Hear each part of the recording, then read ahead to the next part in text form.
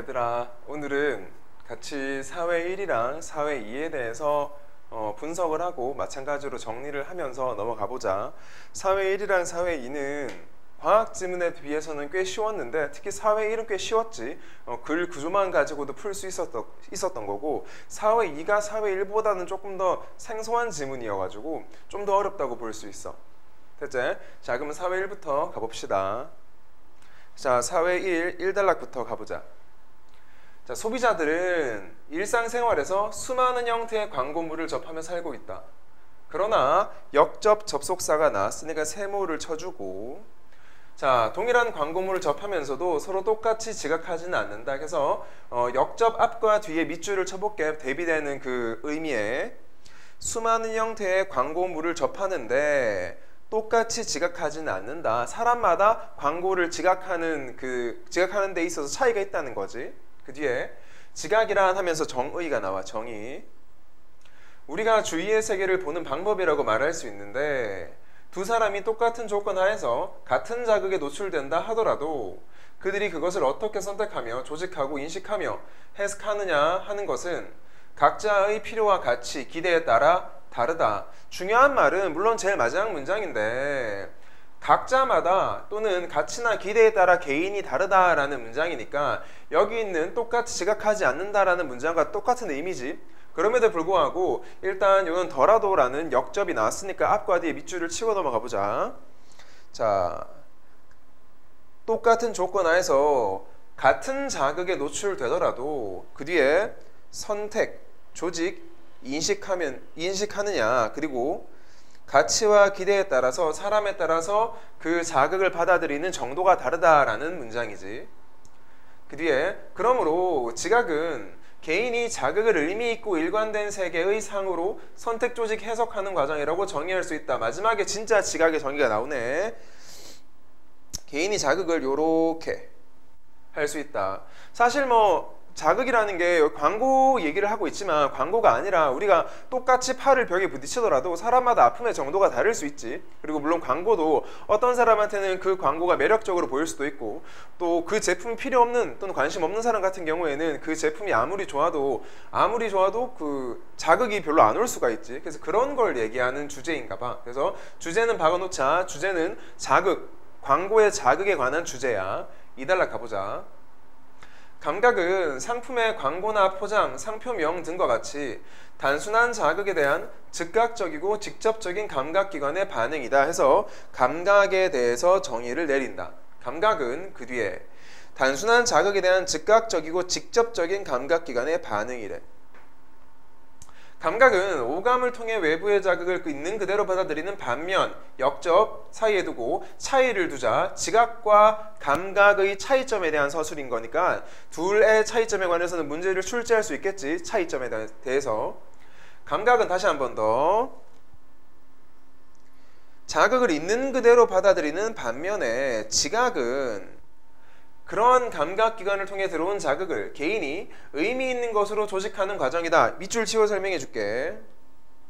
자, 여기 밑줄을 치면은 우리 이건 알잖아. 반면에라는 이런 접속사를 쓰면은 앞 문장과 뒷 문장은 완전 대비되는 의미여야 되잖아. 그래서 조금 더 요 뒷문장을 쉽게 바꿔주면은 이렇게 해석하면 되겠지. 감각은 자극을 있는 그대로 받아들이는데 지각은 있는 그대로 받아들이지 않는다로 해석하면은 좀 더 이해하기가 쉽고 정리하기 쉬울 거야. 그래서 있는 그대로 받아들이지 않고 개인이 자기한테 의미 있는 것으로 재조직하는 게 바로 지각이야. 이해됐지? 따라서 어떤 자극물이 지각되기 위해서는 적어도 먼저 그것이 감각기관을 통해 우리의 정신적 경계 속에 들어오지 않으면 안 된다. 이중구정인데 쉽게 말해서 정신적 경계 속에 들어와야 한다는 거야. 그래서 따라서라는 결론 접속사 사이에 두고 앞에 있는 세 줄을 총 정리해 준다. 지각되기 위해서는 먼저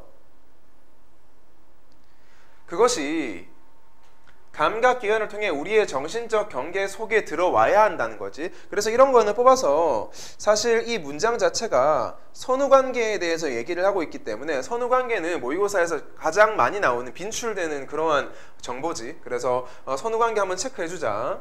제일 먼저 들어와야 되는 게 그러한 어떤 그 대상이 감각기관을 통해 우리의 정신적 경계 속에 들어와야지만 지각이 된다는 거지.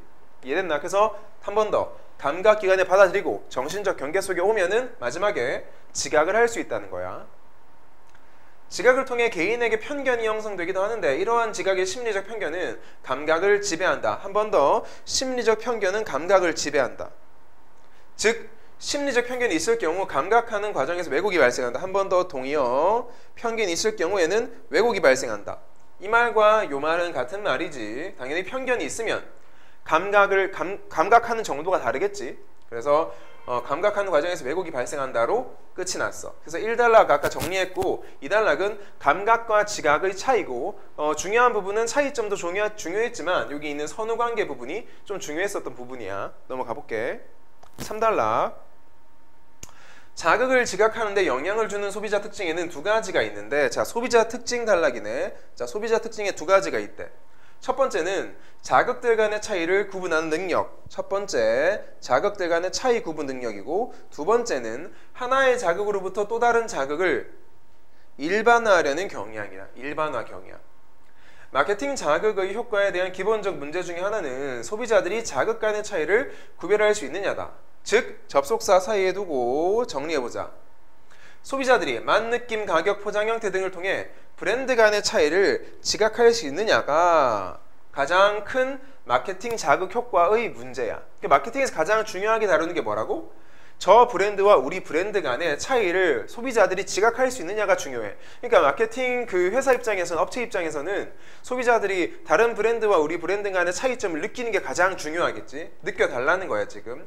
근데 소비자 특징을 고려하면서 계획을 짜야겠지. 소비자 특징 두 개. 첫 번째가 차이 구분 능력이 어느 정도 되냐. 두 번째가 이 자극으로부터 좋은 영향을 받으면 다른 그 제품도 소비자들이 똑같이 일반화 시킨다는 거지. 예를 들어서 우리가 뭐 갤럭시, 애플 이런 게 있는데 내가 예를 들어서 뭐 애플 제품에 대해서 좋은 그 인상을 받았어. 그러면 애플 핸드폰에 대해서 좋은 인상을 받았음에도 불구하고 애플이네 아이패드도 좋을 것이다 라는 일반화를 해버리는 거지. 그런 거에 대한 소비자 특징이야. 됐지? 넘어가서 그 다음에 4단락이다. 일정 수준 이상의 자극을 가하면 인체의 감각기관이 활성화되고 이것이 부호화됨으로써 신경기관에 전달된다. 이것도 마찬가지로 순서를 쭉 얘기하고 있으니까 순서에 따라 밑줄을 쳐보자. 첫 번째, 자극을 가하면 감각기관이 활성화되고 이게 부호화됨으로써 신경기관에 전달된다니까 이렇게 밑줄만 쳐놔도 되고 조금 더 문제 풀 때 좀 쉽게 풀고 싶은 사람은 넘버링을 해도 좋아. 넘버링은 이런 식으로 순서대로 해놓으면 되겠지. 총 4단계를 거쳐서 자극이 신경기관에 전달된다. 이 자극의 수준을 식욕수준이라고 한다. 식욕수준. 자, 식욕수준에는 다음과 같은 것들이 있다. 먼저 라고 하는 순간 뭐다? 자, 여기 있는 문장을 보시면 식욕수준에 대한 설명이 하나가 아니라는 거야. 2개, 3개 나온다는 거니까 그거를 아시고 분류를 시키나 보다 생각한 다음에 밑줄을 쳐봐야 되겠지. 첫 번째가 개인이 감각을 경험할 수 있는 제일 낮은 수준을 절대식욕이라고 하니까 절대식욕에 동그라미를 치고 그 앞에 감각을 경험할 수 있는 가장 낮은 수준. 그래서 적어도 우리가 그 감각을 경험하고 싶으면 절대식욕 수준은 넘어야 되는 거야. 절대식욕 수준에 도달하지 못하면은 아예 감각이 자극되지 않는 거지. 다음 사람이 어떤 대상이 있는 것과 없는 것 사이의 차이를 느껴서 알 수 있는 지점이 그 자극에 대한 사람의 절대 식욕이다. 이건 뭐 예시니까 어떤 건지 알겠지? 적어도 그게 있다 없다를 구분할 수 있는 정도의 아주 낮은 수준이 바로 절대 식욕이라고. 예를 들면 운전자가 고속도로에서 특정 야립 간판을 볼 수 있는 거리는 개인의 절대 식욕이다. 운전자가 여러 개의 야립 간판을 지날 때와 같이 일정한 자극이 반복되는 조건 하에서는 운전자의 절대식욕은 높아지게 된다. 자, 엄청 중요한 문장이 등장을 했어. 방향성이 있는 문장이라고 하는데 이런 거 많이 봤잖아. A가 뭐뭐 할수록 B가 뭐뭐 한다. A에 의해서 B가 변하는 정도 있지. 인과관계 같이. 그런 게 여기 나왔으니까 정확하게 밑줄을 치고 이 영상을 보는 학생들은 이게 만약 실전이었으면 요거를 살짝 뽑아서 잠깐 필기하고 넘어가는 게 문제 풀 때 훨씬 더 빠르다 얘들아. 밑줄을 쳐보자. 자극이 반복되면 절대식욕은 높아지게 된다. 그러니까 같은 자극이 여러 번 반복되게 나에게 지각이 될수록 나의 절대 시격은 점점점 높아진다. 이 말은 뭐다? 그 원래는 여기 제일 밑에 있던 낮은 수준의 절대 시격이 점점점 올라간다는 거야. 그러니까 적어도 이 절대 시격을 넘어야 내가 그걸 인지할 수 있다라고 하면은 이 절대 시격이 올라가는 순간 내가 이 제품을 인지하기 위해서는 엄청나게 큰 자극이 필요한 거예요. 점점. 이해되지?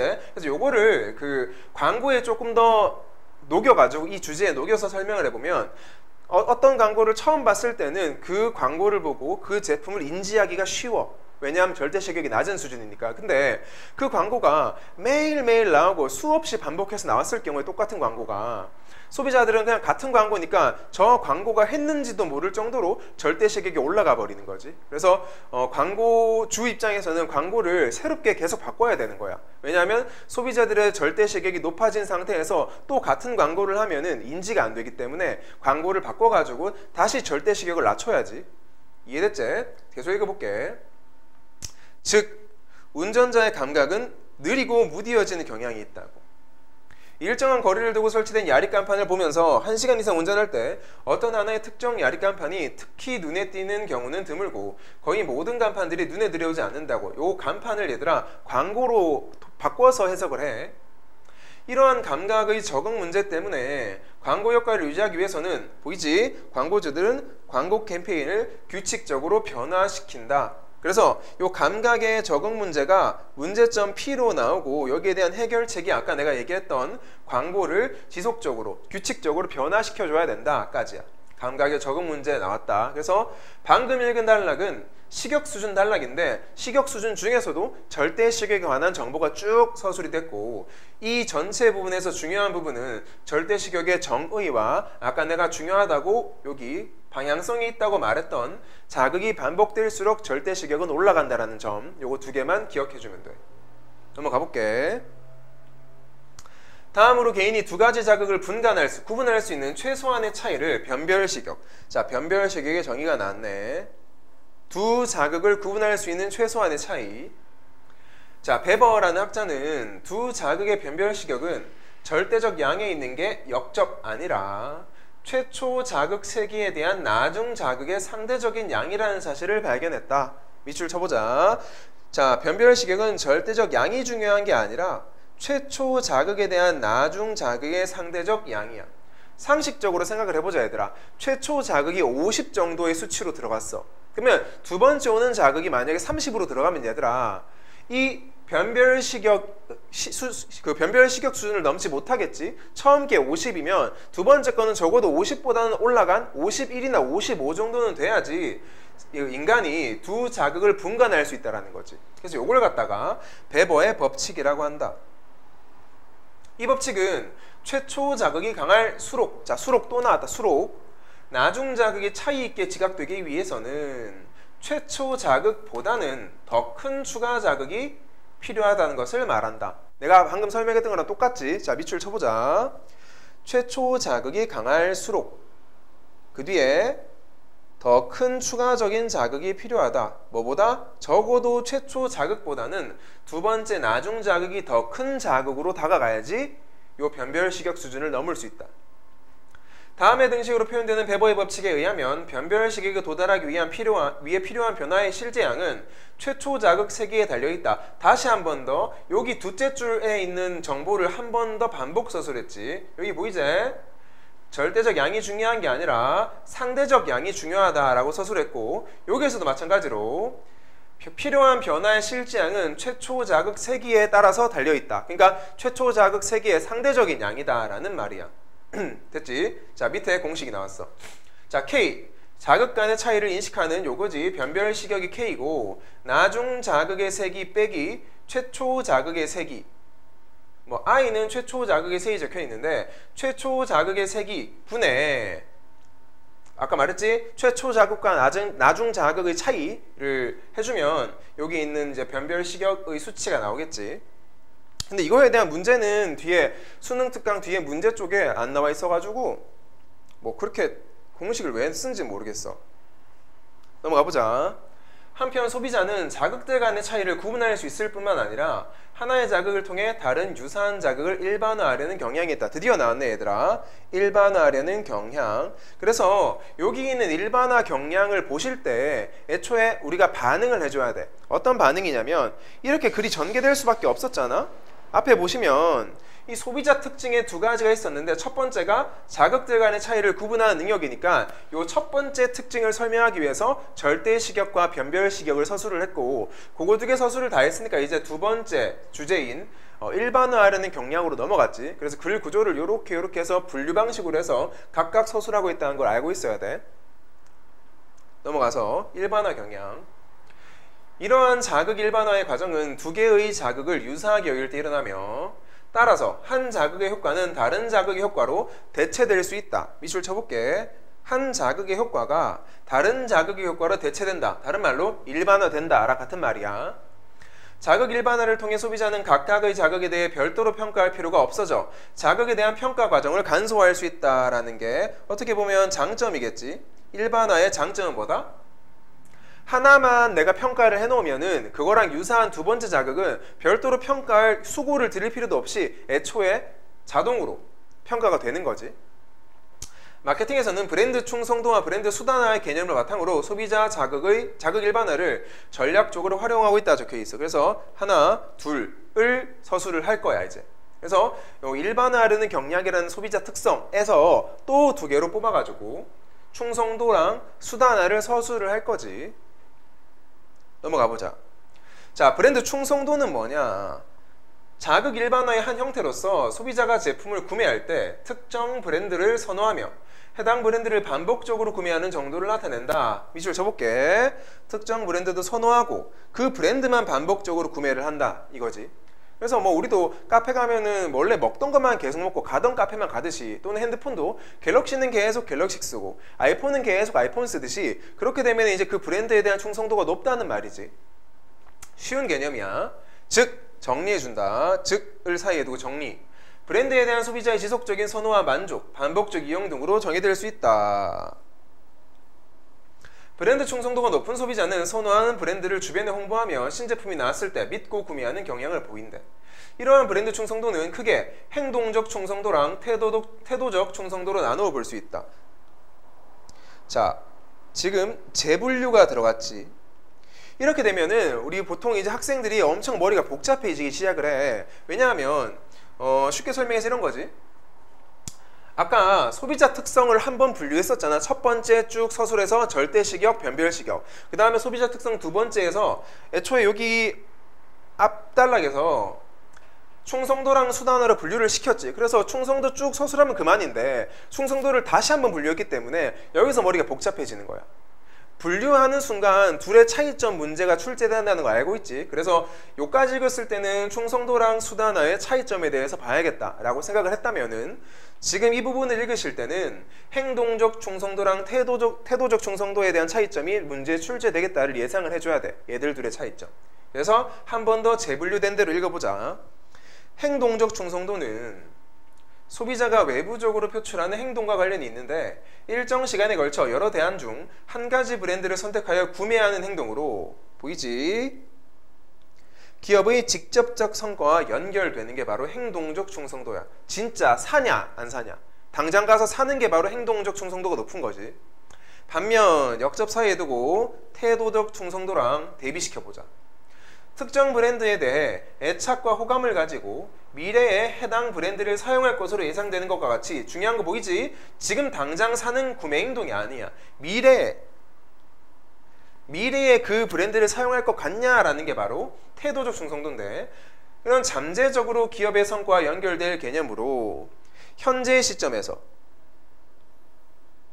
미래 행동에 대한 의향, 앞으로 어떻게 할 것인가, 야 이해됐지? 그래서 반면사에 두고 대비되는 두 개를 이제 골라보면은 첫 번째, 행동적 충성도에서는 브랜드를 선택해서 구매하냐 안 하냐. 태도적에서는 미래에 사용할 것이냐 사용하지 않을 것이냐.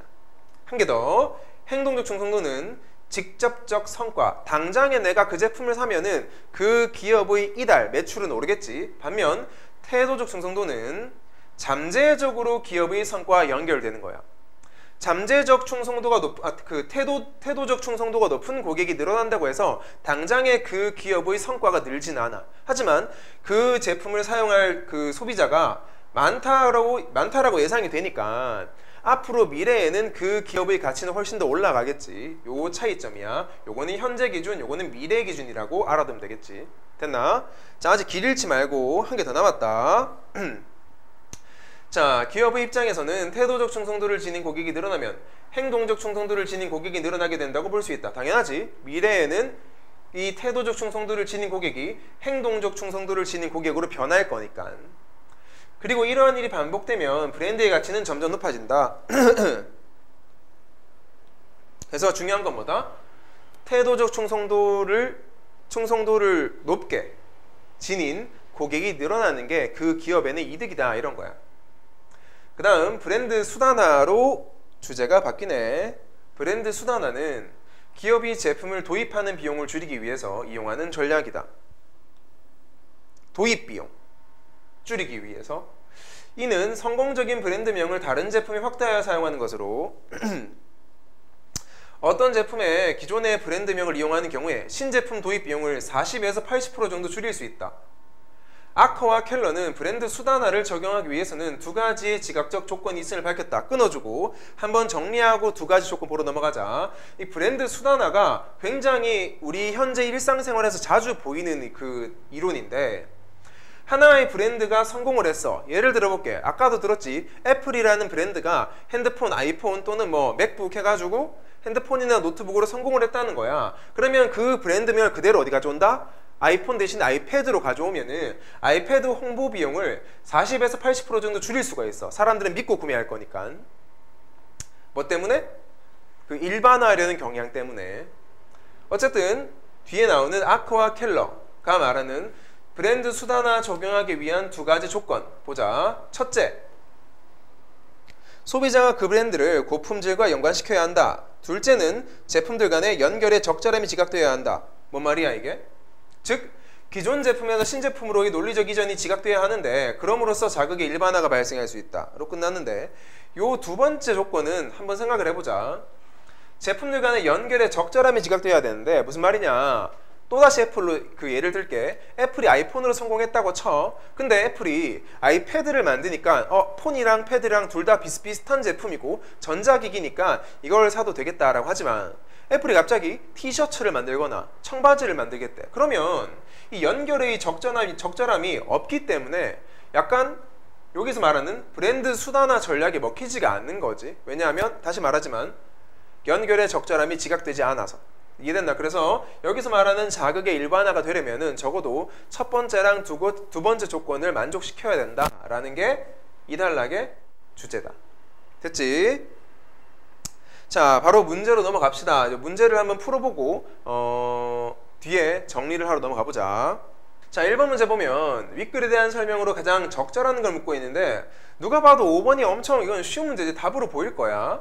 아까 했었던 지각과 감각 대비시켜서 설명하고 자극을 지각하는 데 영향을 주는 소비자 특징 두 가지 있었지. 첫 번째, 두 번째에서 이와 관련된 마케팅 전략에서 마케팅 전략은 끝단락쯤에 있었지. 두 가지. 뭐 수다하나랑 브랜드 뭐더라? 수다하나 하나랑 뭐 한 개 더 있었는데 아무튼 그거. 답이 5번이었고. 자, 기획관 이인에 대한 이해로 적절하지 않은 것은 하고 있네. 자, 기획관 이인이 먼저 보러 넘어가 보자.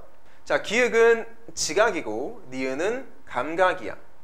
자, 요 2번 문제 같은 경우에는 우리가 애초에 글을 독해하실 때 출제될 걸 알고 있었잖아. 왜냐하면은 지각과 감각의 차이점에 대한 서술을 여기서 반면을 사이에 두고 했었지.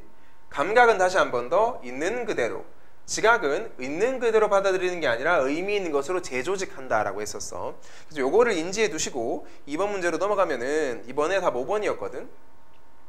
니은은 기획을 통해 들어온 자극을 의미 있는 것으로 조직하는 과정이다. 과연 니은이 새로 재조직하는 과정일까에 관한 거야. 다시 말아, 니은 재조직하는 과정인지. 니은 보시면 감각인데 감각은 있는 그대로 받아들인다고 했고 지각이 재조직한다고 했으니까 애초에 기획과 니은의 순서가 바뀌어야 되겠지. 그래서 이번 문제가 올바르려면 기획은 니은을 통해 들어온 자극을 의미 있는 것으로 조직하는 과정이다. 이렇게 바꿔야겠지. 자, 3번 문제 윗글을 참고하여 보기를 이해한 내용으로 적절하지 않은 것 하고 있네. 읽어보자. 자, 땡땡마트는 가격이 싸고 신선한 상품을 많이 판매한다는 내용의 광고를 간판 광고로 제작하여 게시하였지만 인쇄된 문구의 크기가 너무 작아서 사람들이 읽을 수가 없었다. 끊어주고 이게 무슨 말이냐? 사람들이 읽을 수가 없다는 말은 사람들의 절대 식욕 수준을 넘지 못했단 말이야. 이 사실을 인지한 땡땡마트는 사장은 기존 간판 광고를 전광판 형식의 광고 간판으로 교체하여 상품에 대한 다양한 정보와 가격 등을 움직이는 글자로 제시함으로써 사람들의 시선을 끌었다. 어떻게 했다? 사람들의 절대 식욕 수준을 넘긴 거지. 그러자 땡땡마트와 인접한 여러 상점들도 전광판 형식의 광고 간판을 설치했다. 여러 상점의 전광판 형식의 광고 간판은 처음에는 이곳을 지나가는 사람들의 시선을 끌었지만 시간이 흐르자 일정 간격으로 배치되어 있는 반복되는 전광판 광고의 내용을 사람들이 인식하지 못하게 되었다. 처음에는 시선을 끌지만 점점 인식하지 못하게 되었다. 이제 뭐다? 절대 식욕 수준은 처음에 잘 넘겼지만 그게 반복하고 계속 반복되다 보니까 이제는 뭐다? 절대 식욕이 너무 높아져 버린 거야. 그래서 이제 인지가 안 되는 거지. 이게 가의 내용이었고 원두커피에 사용되는 커피콩의 가격이 상승하자 커피 전문점 S에서는 아메리카노 커피의 가격을 3,900원에서 4,100원으로 인상을 했어. 200원. 그러자 동네의 작은 커피숍도 아메리카노 커피 가격을 1,000원에서 1,200원으로 인상을 했어. 동네의 작은 커피숍에서 커피를 마시던 사람들은 커피 가격 인상 소식을 접하고 커피 전문점 S와 동네의 작은 커피숍 가운데 가격 인상폭이 작게 느껴지는 커피숍에 가기로 결정했다. 자, 여기서 이 나가 그래도 지문이 꽤 좀 헷갈렸었는데 이거 뭐냐면은 이 말이야. 인상폭이 작게 느껴지는 곳에 가겠다는 거야. 폭이 작게 느껴지는 곳. 그러니까 절대적인 가격 상승을 말하는 게 아니라 상대적으로 봤을 때 비율이 어느 커피점의 비율이 더 높아졌냐, 가격 비율이 높아졌냐를 따지는 거라서 얼추 생각해봐라 얘들아. 전문점에서는 얘들아 3,900원에서 4,100원으로 200원 올렸지만 퍼센트로 한번 생각해보자 이거를. 얘도 마찬가지야. 커피숍은 1,000원에서 1,200원으로 200원 올렸지만 퍼센테이지로 따지면 이 동네의 작은 커피숍이 훨씬 더 많은 퍼센테이지가 오른 거 알겠어? 이 1,000원에서 1,200원 갔다는 거는 거의 지금 20%를 인상한 거야. 근데 3,900원에서는 4,100원으로 가더라도 20%가 채 인상되지 않거든.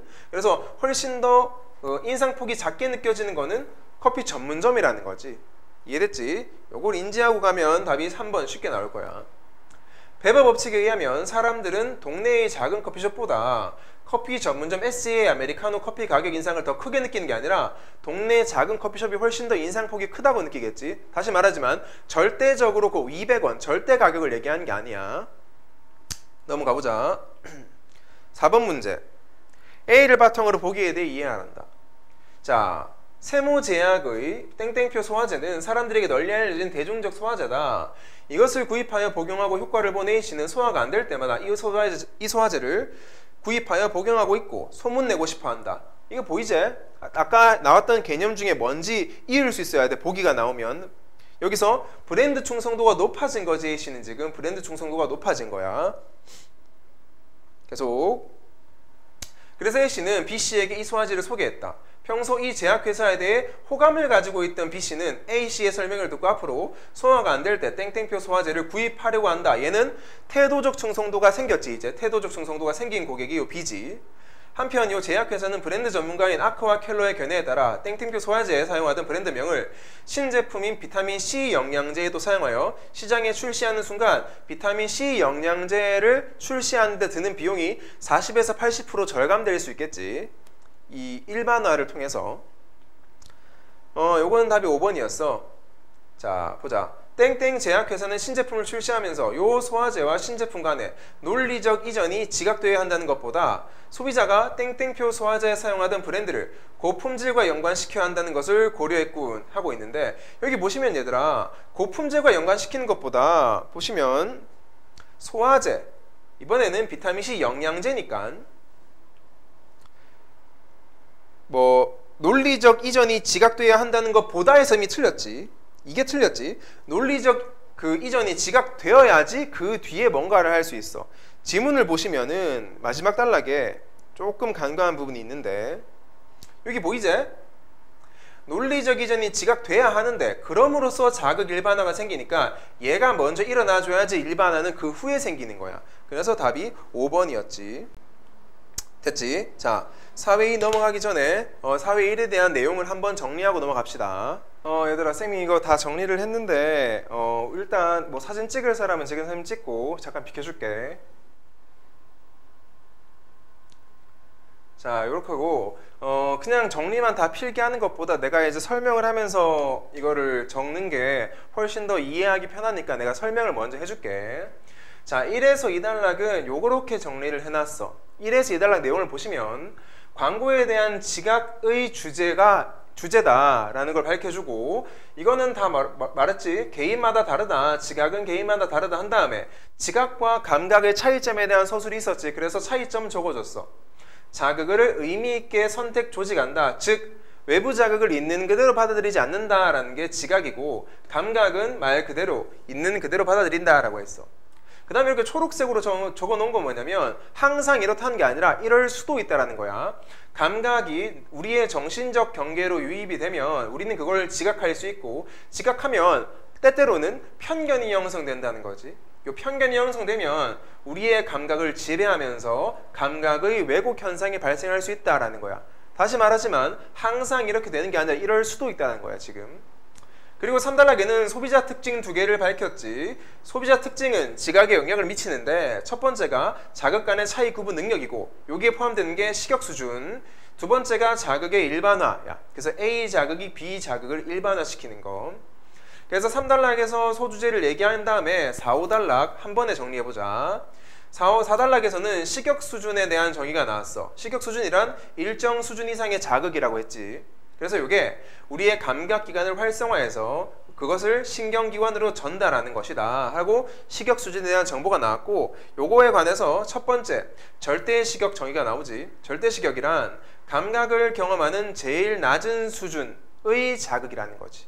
그래서 예시로 아까 뭐 야릿간판 이런 게 나왔었어. 야릿간판 보시면 반복되는 자극이 있으면 우리의 절대식욕은 상승을 해서 감각이 느리고 무뎌진다는 문제점이 있었지. 요걸 갖다가 밑에 감각의 적응 문제라고 우리 책에 나왔었지. 감각의 적응 문제가 발생한다. 그러다 보니까 마케팅 관계자들은 이 문제를 해결하기 위해서 광고에 변화주기 전략을 쓴다고. 그래야지 높아진 절대식욕을 다시 낮출 수 있으니까.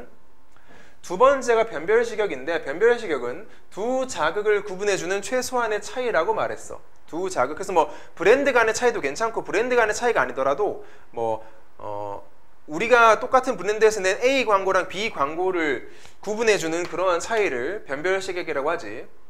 여기서는 베버의 법칙이 나왔어.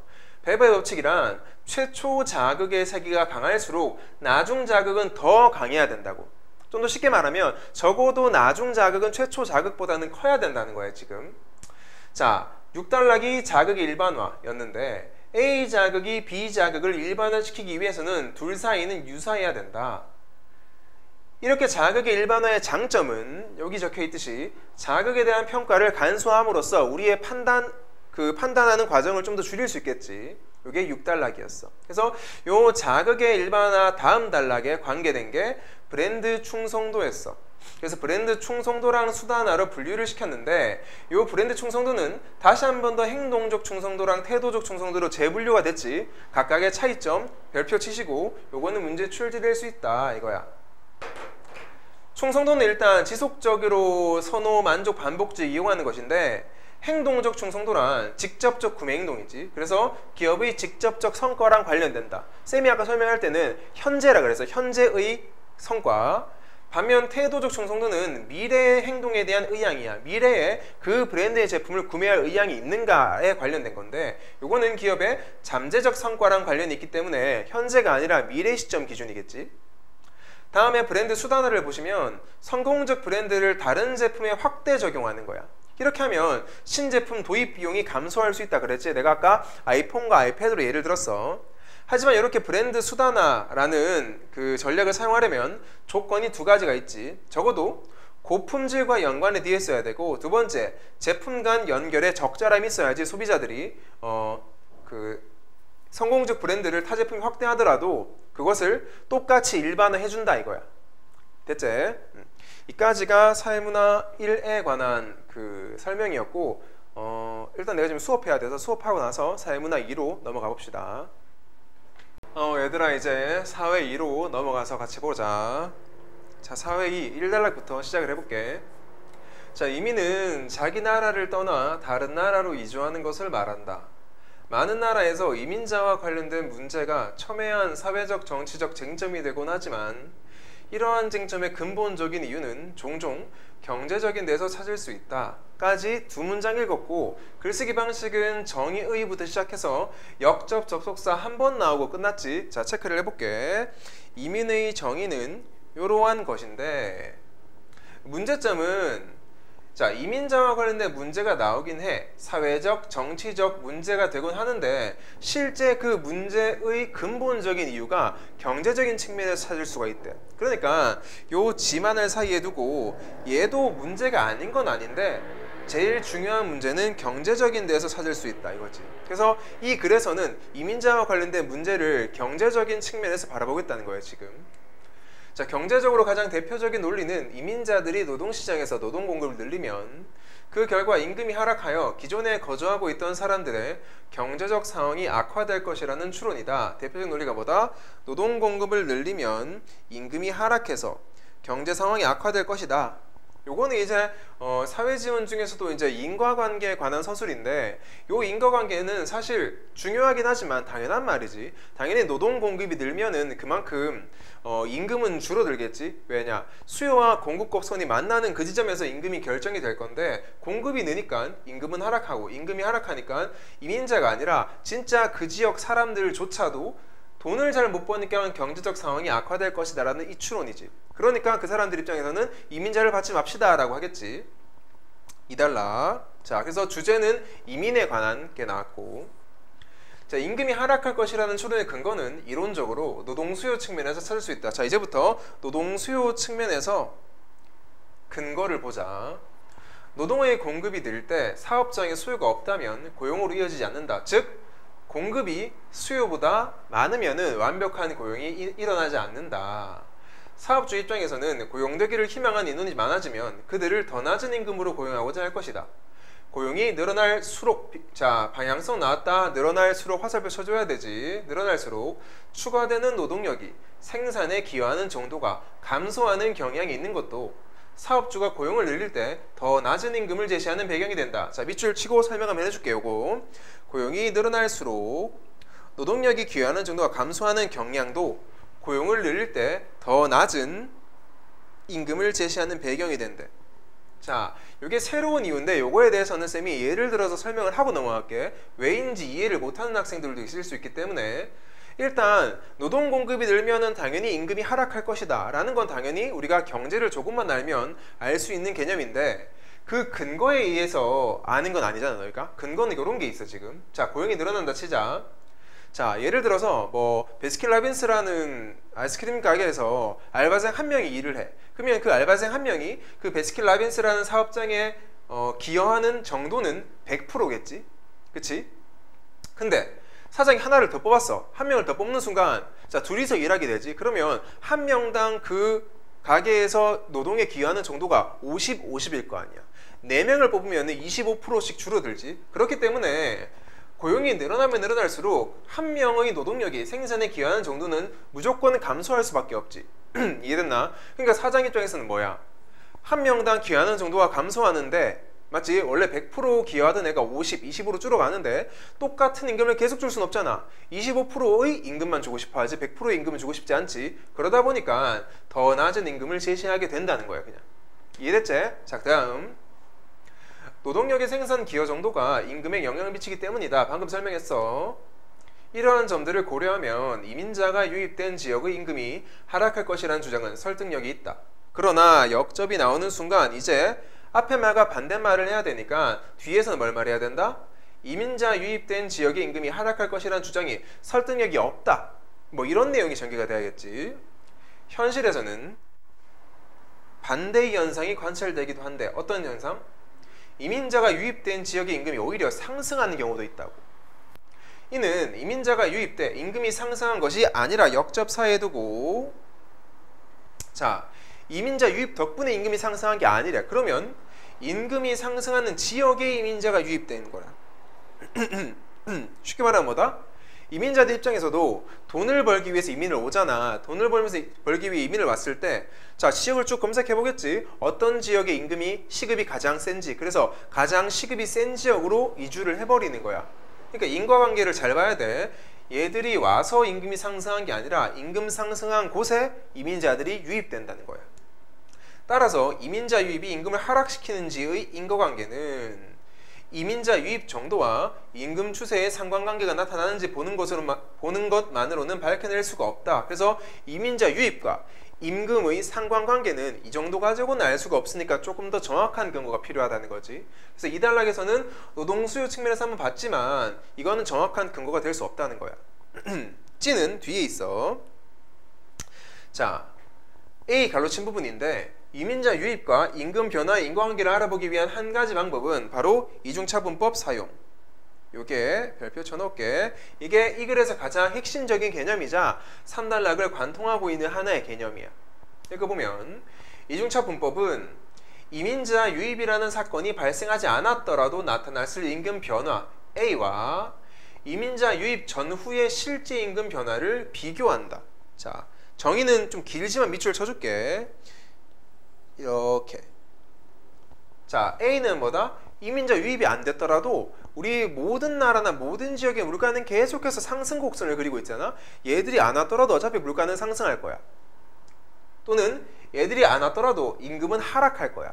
그 다음에 이민자 유입 이후에 실제 임금이 어떻게 되는가를 비교하면 얘들아 B 빼기 A를 하면은 이민자 유입 때문에 임금 변화가 어떻게 되는지가 나오겠지. 이민자 유입 없을 때 변화, 있을 때의 변화 빼버리면은 이민자 유입이 얼마만큼의 영향을 주는지를 알 수 있을 거야.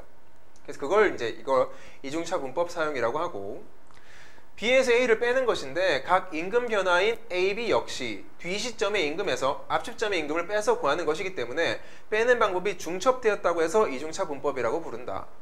A를 통해 이민자 유입 외에 임금에 영향을 미치는 요인들의 효과가 측정되기 때문에 자, A를 통해 유입 외에 임금에 영향을 미치는 요인들의 효과가 측정되기 때문에 이민자 유입 전후의 임금 변화인 B에서 A를 빼면 이민자 유입이 임금에 미친 순효과를 가려낼 수 있다는 발상이야. 임금이 상승하는데 또는 임금이 하락하는 데에는 이민자 말고도 수많은 요인들이 있을 수 있겠지. 뭐 국외 요인도 있고 국내 요인도 있고 뭐 정부가 통화량을 늘린다, 통화량을 줄인다 하기 위해서 뭐 금리를 올렸다 내렸다 이런 것도 다 임금과 연관이 있기 때문에 어쨌든 그러한 요인들을 구하고 B에서 A를 빼면은 순수 이민자 유입이 임금에 어떤 영향을 미쳤냐가 나온다. 이중차분법을 사용하는데 어려운 점은 A를 구하는 거라. 이민자 유입이 없을 경우라는 가상 상황에서의 임금 변화이기 때문이다. 즉 A라는 상황은 원래 일어나지 않은 상황을 말이야. 이미 유입은 됐는데 유입되지 않았다면이라는 가정을 하기 때문에 조금 정확하게 구하기 어려운 거지. 실제 있었던 일이 아니라서. 많은 학자들이 이중차분법을 이용하여 대규모 이민자 유입 사례를 대상으로 실증 연구를 수행했는데 A를 구하기 위해 대체로 두 가지 방법 중 하나를 택해왔다. 자, 체크해보자. 어려운 점은 A를 구하는 거야. 이게 P, 문제점이지. 왜? 가상의 상황에서의 임금 변화이기 때문에. 그래서 이 문제에 대한 해결책을 말하기 위해서 S1, S2 두 가지가 나온다는 거지. 첫째, S1. 첫째는 이민자 유입 지역과 특성이 비슷하지만 유입하지 않은 지역의 임금 변화 이용하는 방법. 자, 어떤 지역?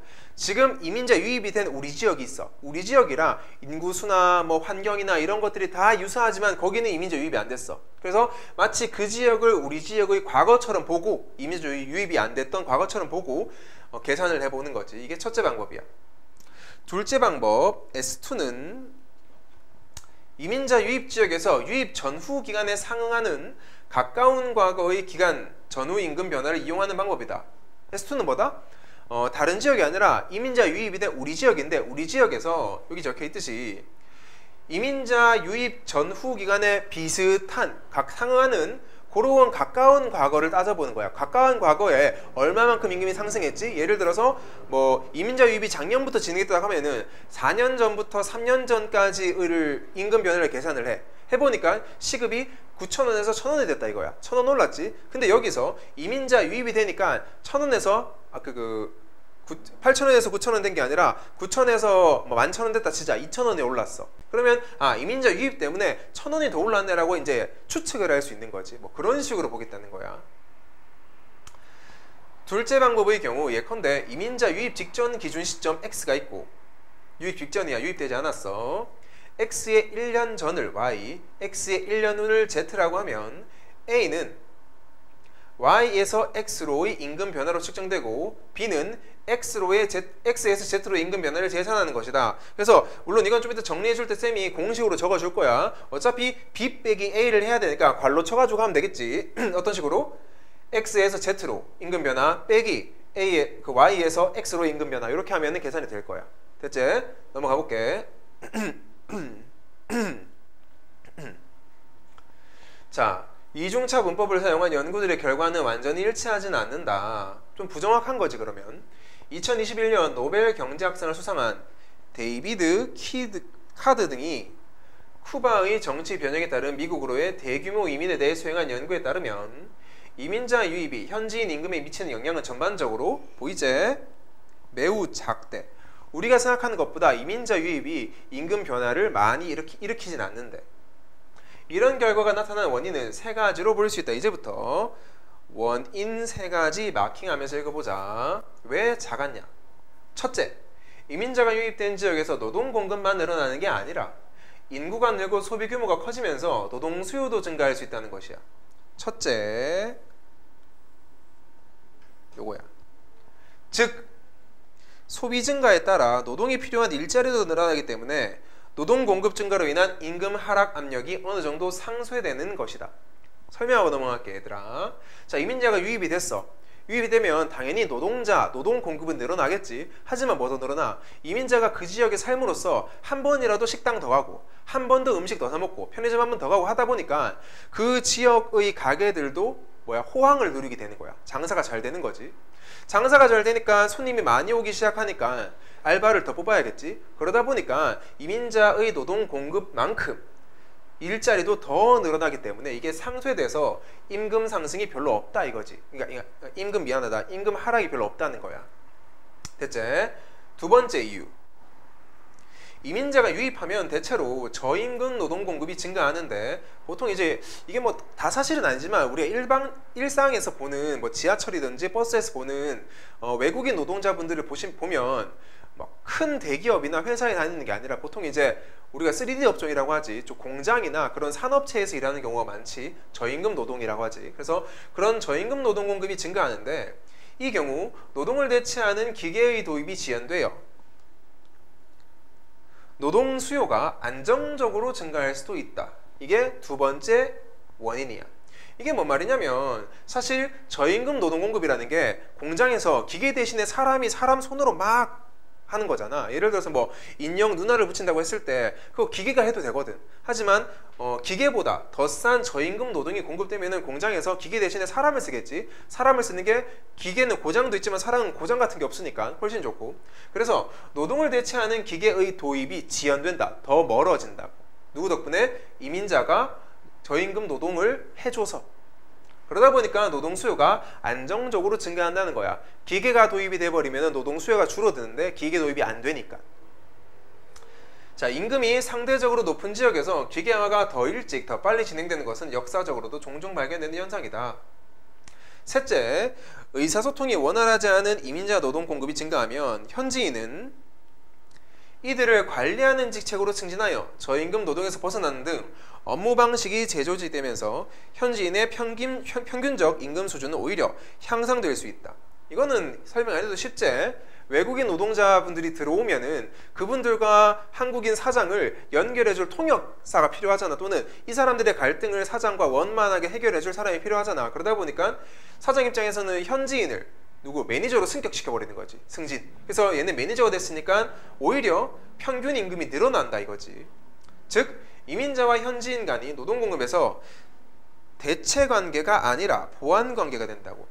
대체 관계란 거는 이민자가 들어오면 현지인이 잘리는 건데 그런 관계가 아니라 보완 관계. 이민자가 들어온 덕분에 내가 승진을 해서 내가 더 월급을 많이 받는다 이거지.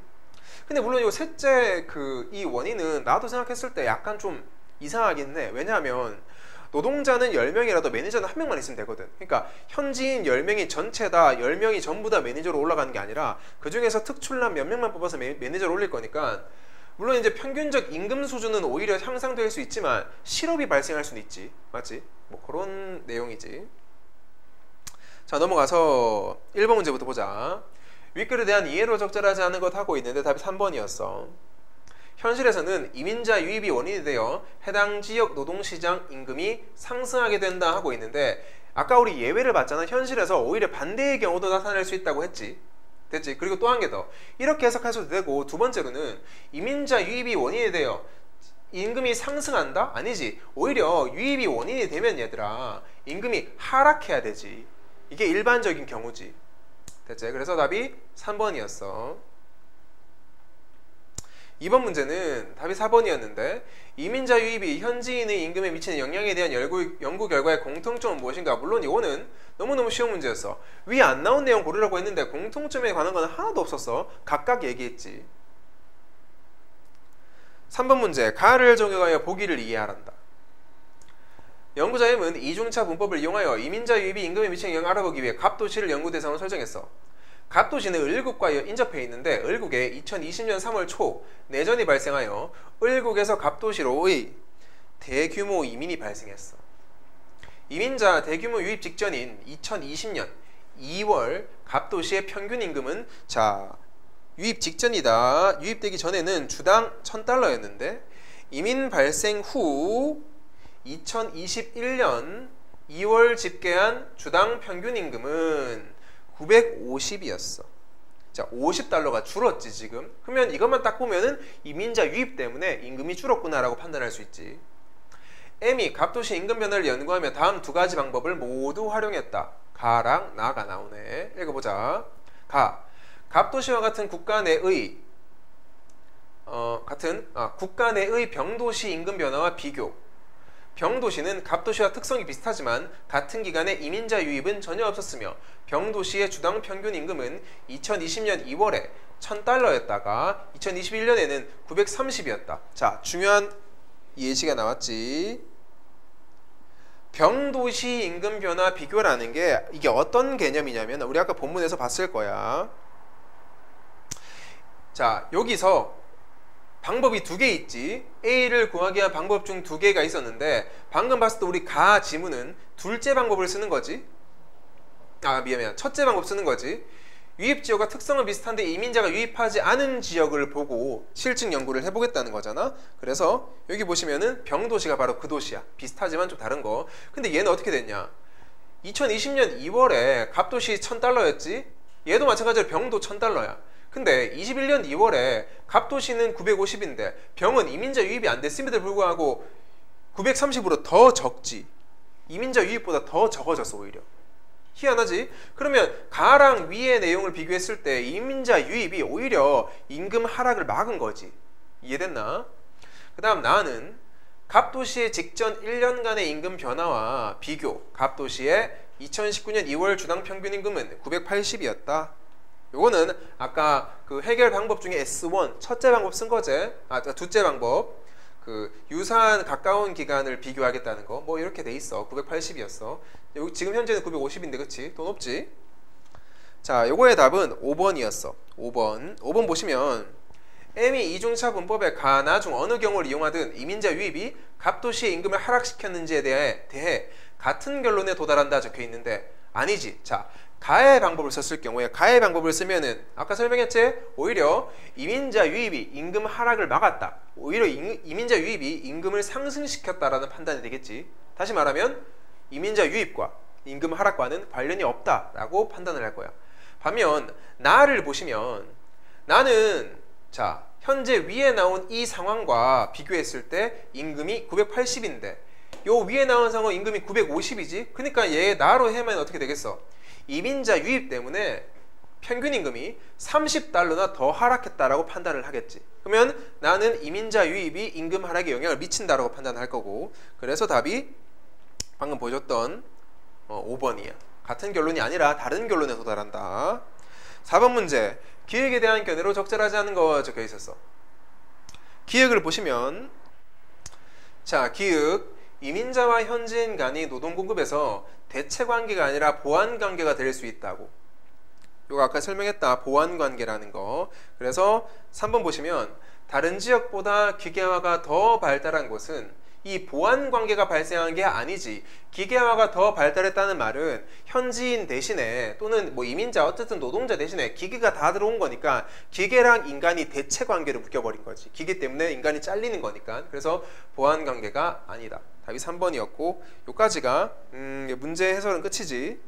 자, 이제는 아까처럼 사회 이해에 대해서 한번 실판을 쫙 정리를 하고 마치도록 하자. 자, 이렇게 다 정리를 했는데 마찬가지로 필기만 보면 잘 필기를 해놓고도 뭔 말인지 이해가 안 될 수도 있으니까 내가 말로 한번 설명을 해줄게.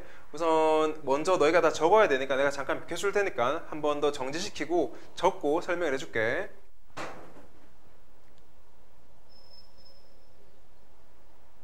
자, 됐지? 자, 1단락부터 보자.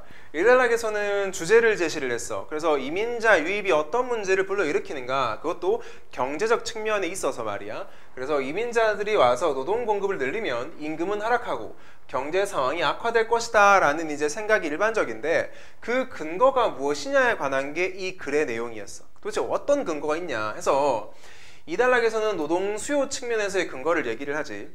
아까 내가 베스킨라빈스 설명했던 거 기억나? 그거 고용이 늘어나면 당연히 한 명의 노동자가 그 일에 업장에 노동력의 기여 정도는 낮아지잖아.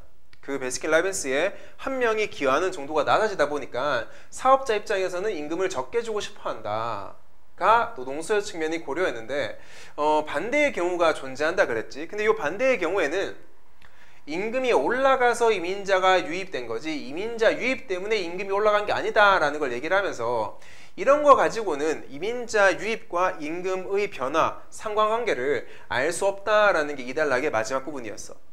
그래서 3단락에서는 이런 걸로 알 수 없으니 현재 학자들이 사용하고 있는 알 수 있는 또는 그나마 좀 정확한 방법이 뭐냐 해서 이중차분법이 나오지. 자, 유입 없을 때 임금 변화가 A고 유입 전후에 임금 변화가 B라면은 B에서 A를 빼겠다는 거지. 유입이 있을 때랑 유입이 없을 때의 차이를 빼면은 아까 말했듯이 이민자 유입 때문에 생긴 임금 변화가 딱 측정이 될 거니까. 근데 이 A를 구하는 게 굉장히 힘들다 그랬는데, A는 유입 이외에 임금에 미치는 요인들의 영향을 측정하는 거야. 유입 빼고 유입을 제외한 나머지 요인들. 그러다 보니까 이 A를 계산하는 방법이 두 가지가 나왔지. 요거는 문제도 출제가 됐었지 아까. 첫 번째, 그 해당 지역과 유사한 특성을 가졌고 플러스 하지만 이민자 유입은 없는 지역을 골라서 거기를 측정하는 거야. 이게 첫 번째 방법. 두 번째 방법은 그냥 그 지역에서 말이야, 그 지역의 가까운 과거를 이용해서 측정하겠다는 게 두 번째 방법이지. 이게 아까 문제에 둘 다 출제가 됐다. 그래서 요 2번에 관해서는 이러한 공식이 나왔었어. Y, 이민 유입 직전 1년 전, Z는 1년 후야. 그래서 그 유입이 없을 때의 기간 A고 유입이 있을 때의 있은 후의 기간이 B라면은 똑같이 B 빼기 A 하겠다는 거야. 그래서 요 말을 조금 그냥 뭐 공식처럼 적어 놓은 게 여긴 이건데, 사실 지문 독해하는데 이거에 꼭 필요하진 않았어 얘들아. 문제 풀 때도 그렇고. 저 요거 하나. 자, 그 다음 4단락 보시면은 4단락은 데이비드 카드의 연구가 나왔지. 데이비드 카드가 말해. 이민자가 임금에 미친 영향은 굉장히 작다. 왜 너희 이민자 탓하냐 라고 하는 거야. 그래서 이 연구에서 데이비드 카드가 이렇게 말한 원인이 세 가지가 있었어. 첫 번째는 이민자 유입이 돼. 그러면 이제 두 가지 경우의 상황이 있다는 거야. 두 가지 경우. 첫 번째, 당연히 노동 공급이 많아지니까 임금은 하락할 거다. 이거 인정. 하지만 이민자가 유입된 만큼 이민자들도 뭐 사 먹고 할 거 아니야. 소비 규모가 커지고, 소비 규모가 커지니까 노동 수요도 늘어나고, 노동 수요가 늘어나니까 임금은 상승한다. 그래서 임금 하락과 상승이 같이 일어나기 때문에 둘은 상쇄가 돼서 아마 임금이 더 하락하거나 올라가거나 그렇게 영향이 없을 것이다 라는 거예요 지금. 이게 첫 번째 원인. 자, 두 번째 원인은 이민자가 유입이 되면 저임금 노동 공급이 늘어나고 이 저임금 노동 공급 덕분에 기계 도입이 훨씬 더 지연되겠지. 그러다 보니까 노동 수요가 건강하게 성장할 수 있다. 뭐 이런 내용이었고 3번은 이민자 유입이 되면 그 사람과 한국인 사이에 의사소통이 원활하지 않을 거니까 지금 일하고 있는 현지인을 관리자로 승진시킨다는 거야. 이렇게 업무 방식이 제조되면은 이 관리자로 승진을 했으니까 임금이 늘겠지. 뭐 이렇게 해서 임금이 오히려 늘 수도 있다라는 게 세 번째 원인이었어. 그래서 마지막에 이러한 경우 3번의 경우에는 이민자와 현지인은 대체 관계가 아니라 보완 관계이다 하면서 글을 마쳤다. 됐나? 그래서 요거 공부하실 때는 사실 앞에 있는 노동 수요 측면에 대한 내용보다는 뒤에 이중차 분법부터 해가지고 데이비드 카드 연구 원인 3개 또 이중차 분법의 계산법 2개 이런 식으로 공부하시면은 아마 뭐 내신에 문제 나오더라도 뭐 크게 어렵지 않게 풀 수 있을 거야. 됐지? 자, 그러면은 다음 시간은 사회 1, 2로 보자.